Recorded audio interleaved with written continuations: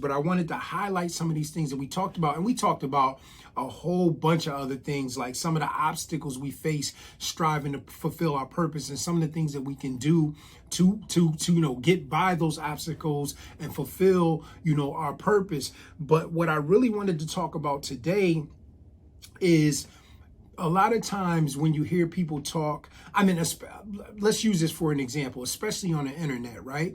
If you're somebody like me, and when you're watching videos on the internet, whether it's YouTube, TikTok, Facebook, some platforms I'm not on much, like I'm not on Facebook a whole lot, I'm not on Instagram a whole lot, or even TikTok. Like I'll go up there and I'll post some stuff once in a while. I may scroll around and watch some videos, but more than likely, I'm more on YouTube than anything, watching videos and stuff.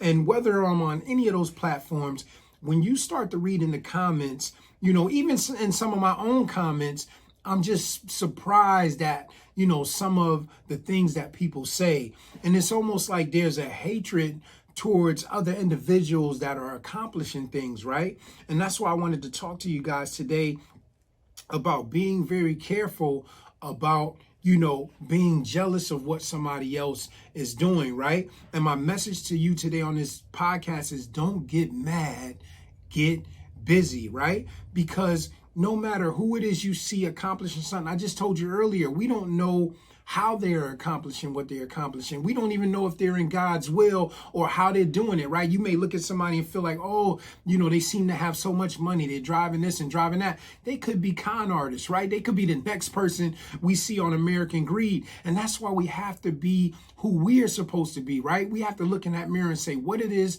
that I can do better, instead of looking at somebody else's life and saying, listen, I can't stand them for what they're doing. Or either we're watching, their life, because it doesn't have to be online. It could be a neighbor, it could be a coworker, where we're just watching what they're doing, and every little thing that they're doing, we're picking it apart. We got something nasty to say about it. And sometimes that could be some hidden things down in our own heart. One thing about envy, one thing about jealousy, those are things that are hidden, that can't be seen on the external. And I wanted to encourage you guys, you don't have to be that way, right? You don't have to be that way. All you have to do is get busy. All you have to do is do what it is that God has created you to do. Plant those seeds. And I guarantee you, if you do that, once again, you will begin to get that joy and that peace in your own life. And then you'll be able to look up and you'll see people, upset with you. And then you'll have the understanding like, why are you guys upset with me? All I'm doing is doing what I'm supposed to do, right? And it's very important that we understand that. But listen to the definition of jealousy, right? Because it really ties in to this thing that we've been talking about, this whole, fulfilling your purpose. It says jealousy is feeling resentment against someone because of that person's success or advantages, right? But once again, we don't know how this person is succeeding. Yes, it is a possibility that they are doing all the things that they need to do right. But guess what they're doing? They're doing, right? They're being, they're doing and they're having. We talked about that when it comes to purpose, right? When you become who you are supposed to become, you'll do what it is that you're supposed to do, and you'll have what it is that you are supposed to have. And that works in the spiritual as well as the natural, right? Because guess what? No matter what it is that you're going to accomplish here on this earth, it's going to take work. It's going to take a lot of work, right? There's going to be obstacles. There's going to be things that you are going to face, and you just have to face them. You have to get busy and get doing them. Even somebody that's succeeding, let's say that they're a con artist, right? Let's say that they're a false preacher, right? Getting over on the congregation. Let's say that they're a type of person that's out in the world, like an American Greed person that has a Ponzi scheme and getting over on the people. Even in those areas, it takes work. They're still busy doing something. Eventually, they're going to be found out. Eventually, God is going to deal with them. But even in that, even in doing wrong, you have to put in work.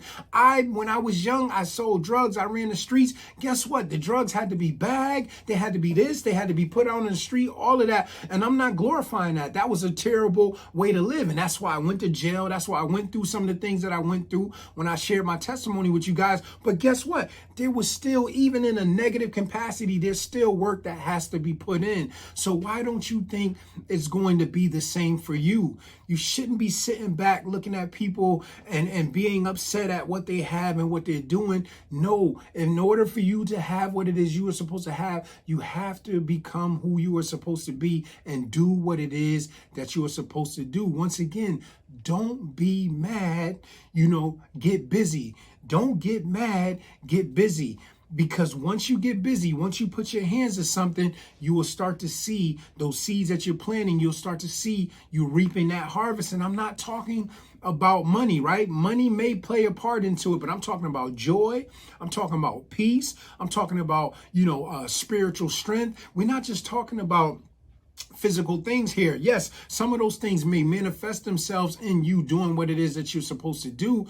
But if you're just sitting around chilling, then guess what?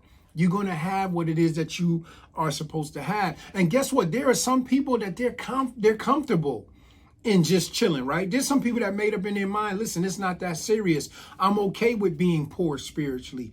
I'm okay with being poor naturally, right? Because it works the same way in the spiritual and the natural. If you don't plant seeds in the spiritual, meaning if you don't pray, right? If you don't read your word, right? If you don't fast at times, guess what? You're not going to become spiritually wealthy. You're not going to become spiritually strong. And we're not talking about no spooky, weird, and goosey bumped stuff like, people like, oh, I just got goosebumps, they're being in service. We're not talking about that. We're talking about spiritual strength where you are in tune with God, where you hear clearly from God. When God says yes, when God says no, when God says stop, when God says go, that's what I'm talking about, right? Being spiritually mature.